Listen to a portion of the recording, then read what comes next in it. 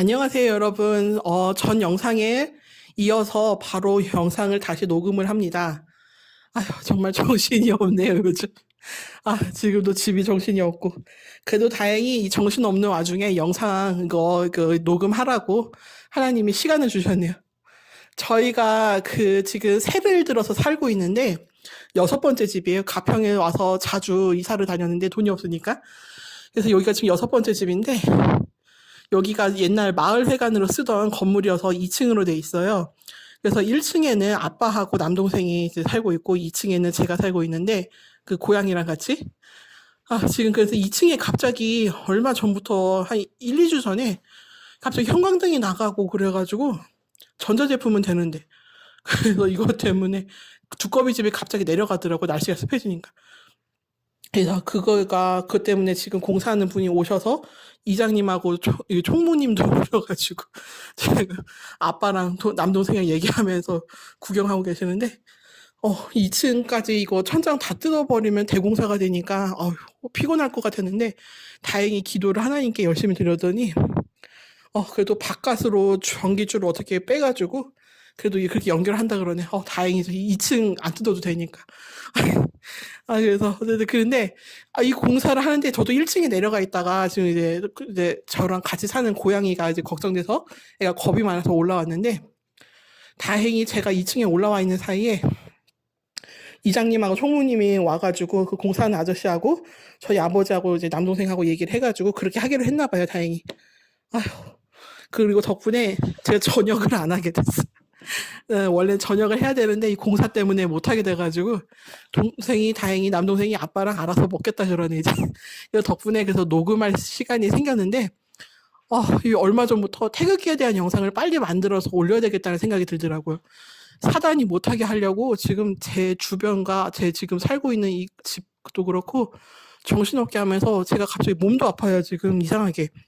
한 일주일 정도 됐는데 근육이 놀란 건지 원래 이런 거 몇 시간이나 하루만 있으면 나았는데 일주일 넘게 안 낫고 있어요, 지금 이상하게.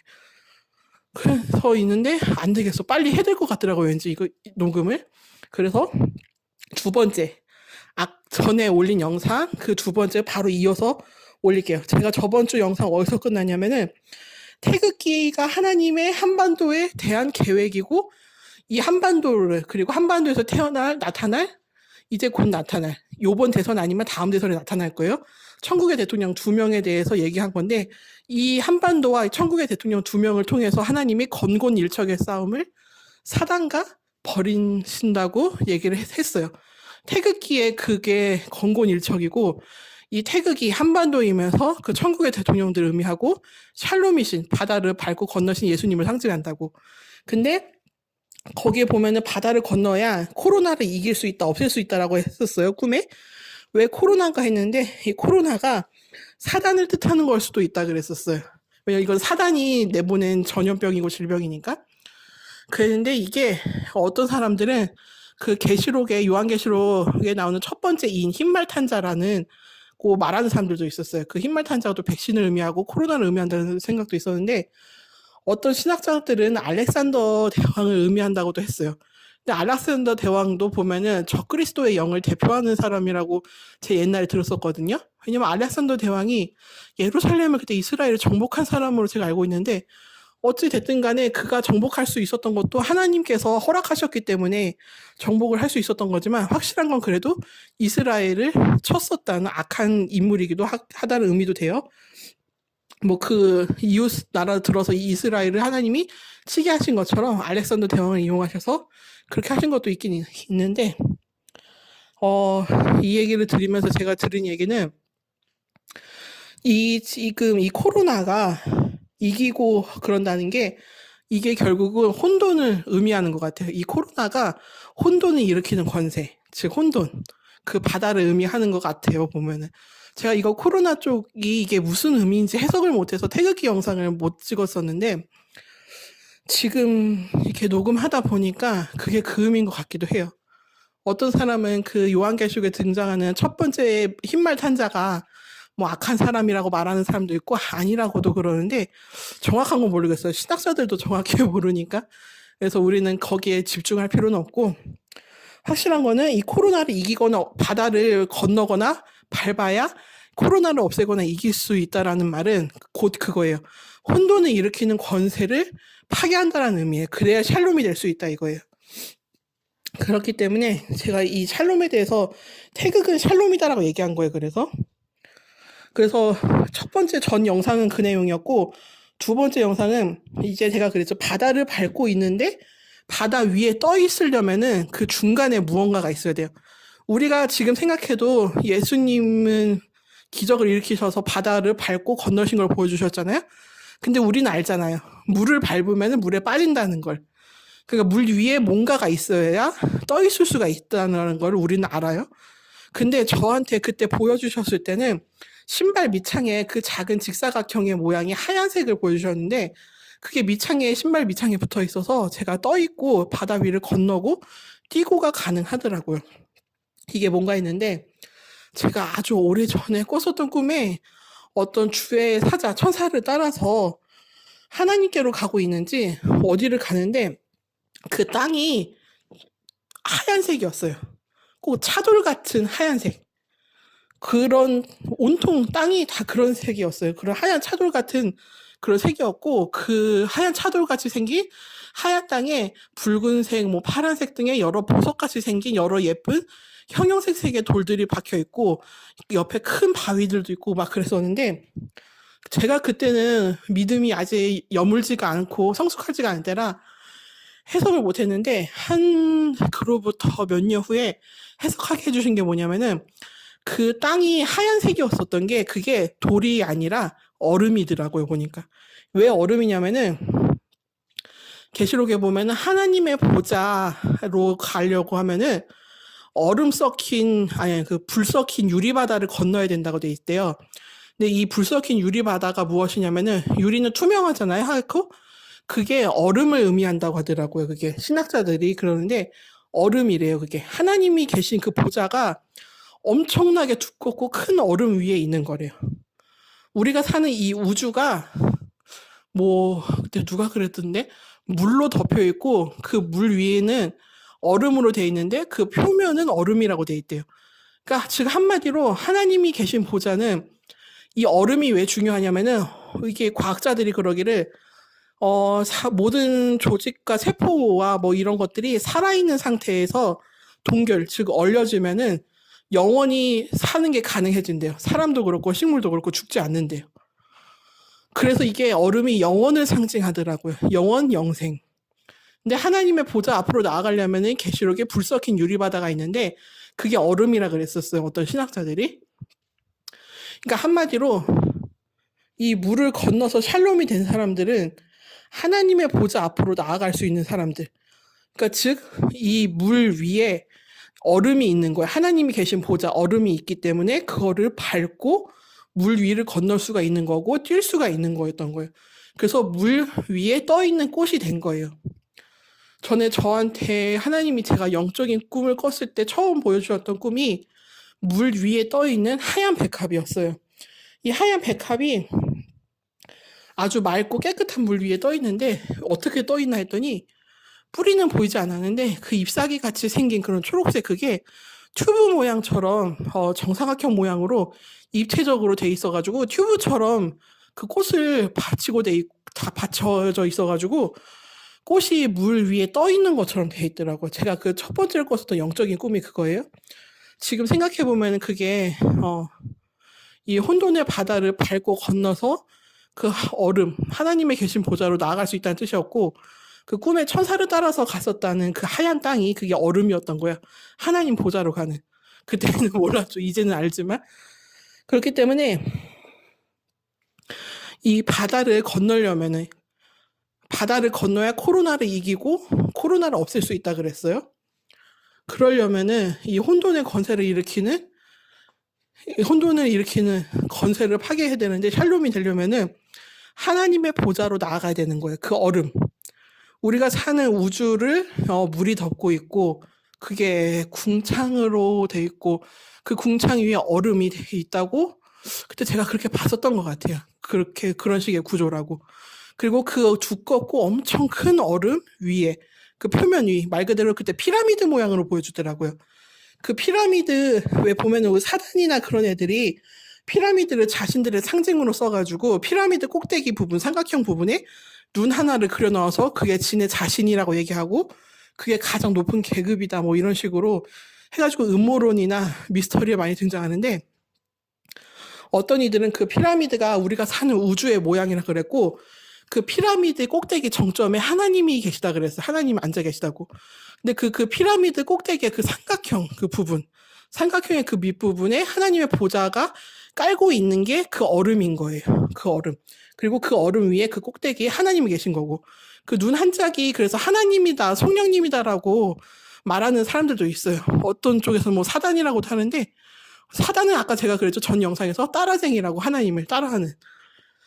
그래서 피터 러크만 목사님도 그렇고 어떤 분들이 나중에 새 예루살렘 성을 보면은 우리는 새 예루살렘 성이 큐브 모양의 정사각형이라고 생각하는 사람들도 있다 그러는데, 이 피터 러크만 목사님하고 또 어떤 분들은 그 성경에 써 있는 그 예루살렘, 새 예루살렘 성 그 사이즈나 뭐 모양을 이렇게 그려보면은 피라미드 모양일 거라고 말을 하시기도 하더라고요. 피라미드가 피라미드 모양으로 돼 있고 또 그 밑에도 거꾸로 된 피라미드를 붙여줘서 뭐 어떤 그런 식으로. 그래서 제가 그때 그렇게 봤었던 것 같아요. 그리고 그 피라미드 꼭대기, 왜냐면 하나님의 보좌로부터 물이 새 예루살렘 성에서 이렇게 돌아서 돌듯이 이렇게 한 바퀴 돈듯이 나온다고 했나? 그렇기 때문에 그게 가능하려면은 하나님의 보좌는 꼭대기에 있어야 된다는 거예요. 그러면 그게 피라미드 모양이라고 그러고. 근데 우리가 사는 우주도 피라미드 모양이라는 그래서 말이 많아요. 그때 무슨 텐트 모양에 대해서 얘기를 하면서 그런 비유가 있었는데 나중에 여러분 찾아보세요. 피터 러크만 목사님이 이단으로 판명하는 사람들도 있지만 아닌 사람들도 있는데, 제가 주석 같은 거를 많이 좀 보긴 했는데 피터 러크만 목사님이 주석하고 그분이 한 거만큼 은혜롭고 뭐랄까 좀 해석이 다양하고 자세하게 해놓은 분은 없는 것 같아요. 그래서 나중에 이제 좀 물질적인 여유가 되면은 그분 거 주석 같은 거를 사서 저 자세히 봐보려고 이제 생각 중이에요. 그러니까 다시 한번 본론으로 돌아오면은, 바다를 건너려면은 우리는 하나님께로 나아가야 된다는 소리예요. 하나님은 어디 계시냐면 하나님의 보좌는 우리 궁창, 우주를 감싸고 있는 궁창 물 위에 있는 그 얼음, 두껍고 엄청 큰 얼음, 그 위에, 그 표면 위에, 거기에 하나님 계시는 거예요. 얼음은 영원을 상징하고 영원히 살 수 있게 하는 그런 거 존재이기 때문이에요. 그래서 제가 나중에 여러 가지 생각나서 더 자세히 말씀을 못 드리는데, 그 겨울 왕국을 보면은 제가 겨울 왕국을 보다가 해석이 된 것도 많기는 해요. 겨울 왕국하고 우리나라 태극기가 약간 비슷한 그런 게 있긴 있어요. 사단이 일부러 그렇게 만들어 놓은 건지 아니면 그것도 하나님의 계획에서 그렇게 만들어진 건지 모르겠지만, 그 겨울 왕국에 보면은 2에서 두 번째 이야기에서 그 엘사라는 존재가 이제 자신의 원래 모습을 찾으려고 이제 어떤 그 바다를 건너서 이제 그 물로 된 백마를 타고 어떤 섬에 도착을 했는데, 거기가 눈으로 돼 있는 동굴이었나 그랬을 거야 아마. 거기에 가서 나중에 이제 얼음의 정령으로서의 모습을 찾을 때 보면은 물, 불, 바람, 대지, 땅을 의미하는 4개의 정령들이 이 안나를 가운데에 두고 넷이서 이렇게 있다가 얘네가 이제 안나 가운데에 서 있는, 안나가 아니라 엘사에게로 와가지고 그 노래를 불러요. 뭐 4개로 와서 뭐 문을 열어라 하면서 어쨌든 노래를 부르는데, 그 4개의 정령, 물, 불, 바람, 땅, 이게 지금 우리나라로 따지면은 건공감리를 의미할 거예요 아마. 비슷해요 이게. 이거가 이제 가운데 태극을 의미해요 엘사는.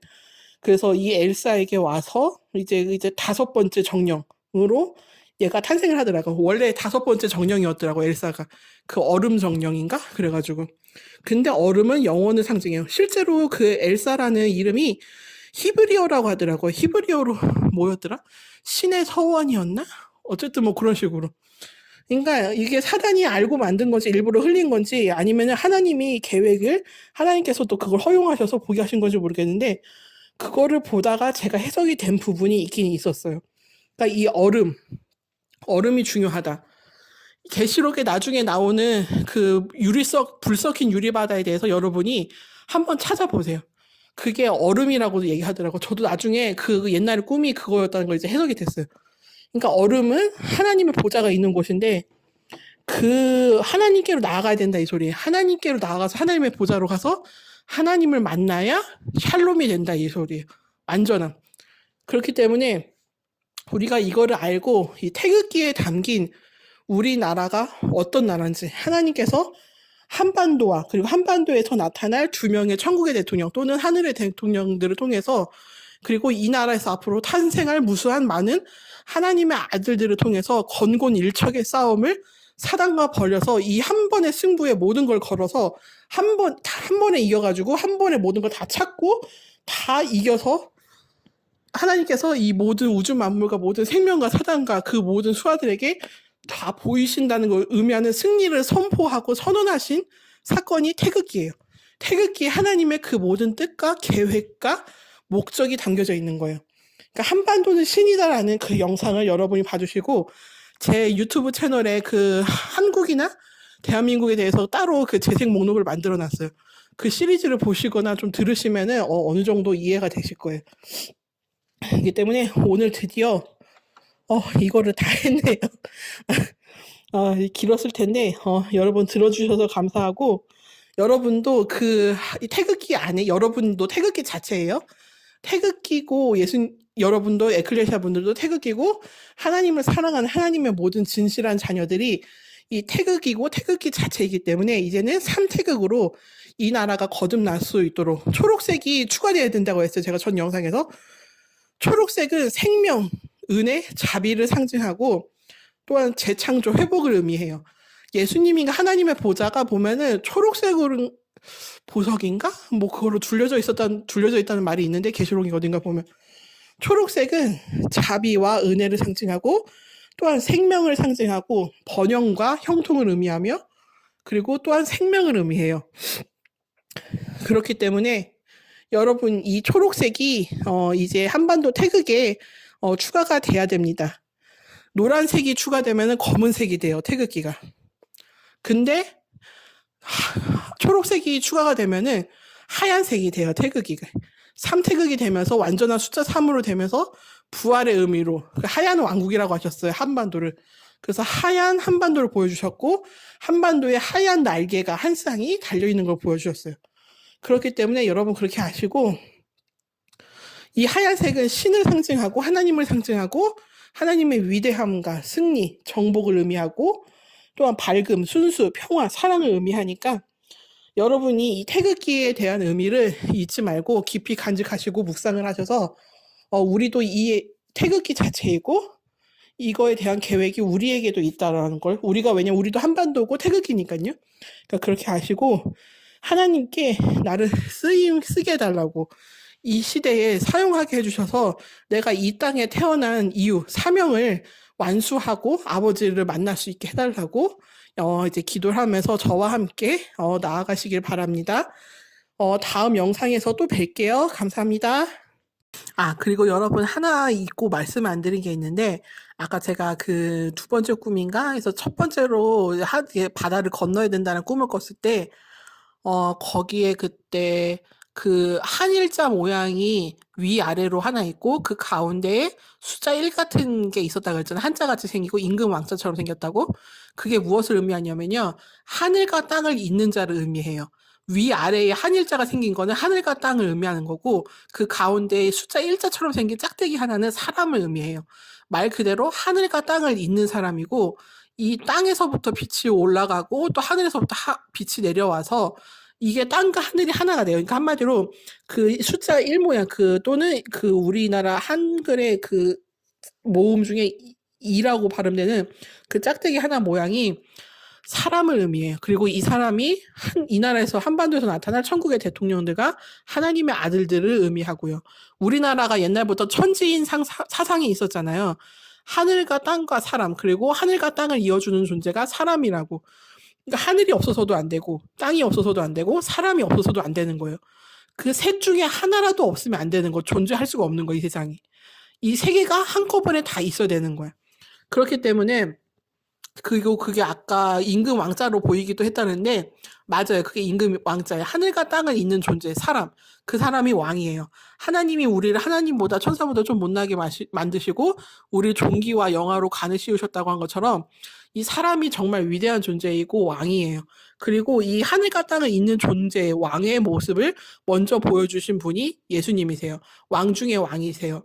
요즘 그 미국의 우리나라가 만든 그 예수님에 대한 그 애니메이션이 미국에서 요즘 전 세계적으로 이렇게 크게 히트를 쳤다고 하는데 제목이 왕 중의 왕이었던 걸로 제가 기억을 하거든요. 영어 제목이.